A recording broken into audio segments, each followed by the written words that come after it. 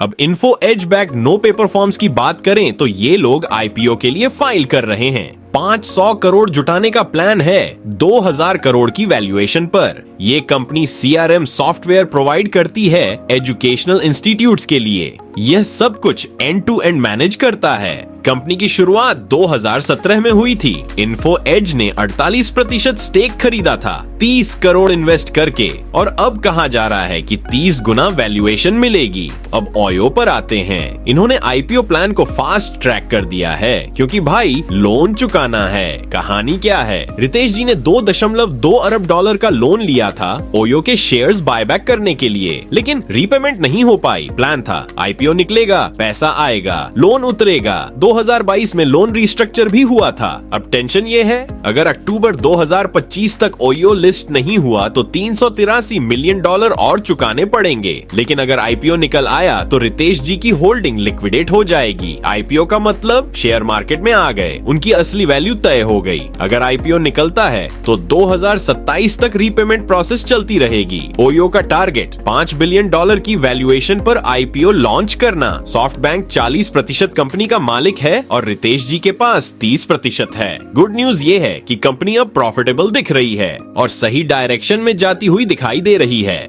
अब अगर quick commerce की बात करें तो वे हर तिमाही में 5000 करोड़ रुपए खर्च कर रहे हैं। ऐसा दीपिंदर गोयल जोमेटो के सीईओ ने कहा है। उनका कहना है कि इसमें आधे से ज्यादा खर्चा ब्लिंकिट कर रहा है। उन्होंने बताया कि ब्लिंकिट का ब्लैंकेट लॉस सिर्फ 35 करोड़ मंथली है और टर्म बंद के बावजूद इनका मार्केट शेयर 40 से 45% है। मतलब मार्केट शेयर बड़ा है, लॉसेस कम हैं। इससे संकेत मिलता है कि जेप्टो उतनी अच्छी वैल्यू नहीं दे रहा। अगर इन्वेस्ट करना है तो जोमेटो में करो। मीनवाइल जेप्टो ने इस दावे को गलत बताया। आदित्य जेपीटी के को फाउंडर ने कहा, दीपिंदर मेरे रोल मॉडल रहे हैं, लेकिन ये डेटा गलत हो सकता है। उन्होंने यह भी कहा कि यह एक ऑनेस्ट मिस्टेक या कंटेक्चुअल एरर हो सकती है। अब अगर एमसीए फाइलिंग FY 24 देखें, जेपीटो के टोटल एक्सपेंसेस 5747 करोड़ 72% की वृद्धि। जेपीटो का टोटल रेवेन्यू 4,85,454 करोड़। अगर ऑन ऑपरेटिंग रेवेन्यू से एक्सपेंसेस घटाए जाएं तो 130 करोड़ का लॉस निकलता है। अगर इसे क्वार्टरली ब्रेक किया जाए तो 400 करोड़ का लॉस बनता है। अब 2500 करोड़ का नंबर थोड़ा अजीब लग रहा है। शायद इसमें और भी कॉस्ट जोड़ी गई हो जो दीपिंदर ने अपनी कैलकुलेशन में ली होगी। इसीलिए जेप्टो का कहना है कि यह डेटा गलत हो सकता है।